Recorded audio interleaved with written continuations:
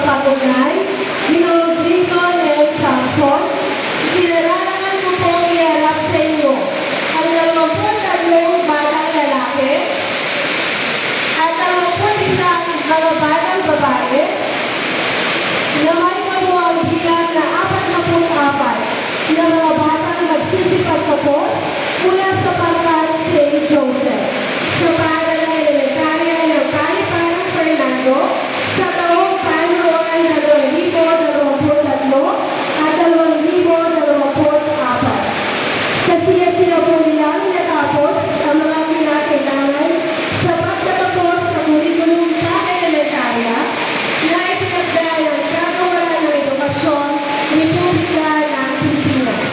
Hinihingi ko po ang pagpapatunay at pagpapatibay ng kanilang pagtatapos.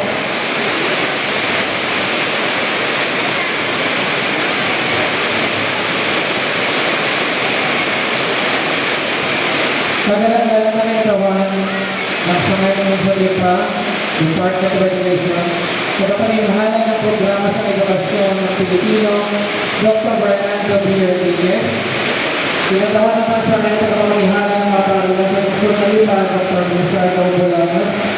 Sa kahilingan po ng mga guro ng mamahalan na sina Ginoong Sisto M. Hernandez, bilang Teresita G. Briones at bilang Rochelle Gilidon, ay pinatutunan ko bilang gurong tagapagugnay na parang elementarya ng Kaliparang Fernando na kasi nilang matupad ang mga kailangan sa pagtatapos sa kurikulum pang-elementarya na itinakda ng Kagawaran ng Edukasyon, Republika ng Pilipinas, ay hinihingi ko po ang pagpapatibay sa kanilang pagtatapos.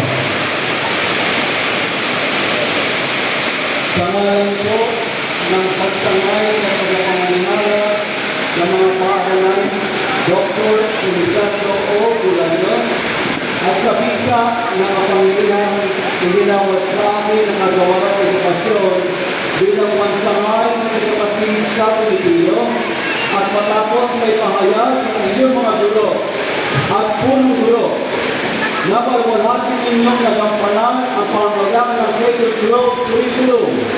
Pinagtitibay ko ngayong araw na ito, ika-29 ng Mayo, 2024, ang inyong pagtatapos.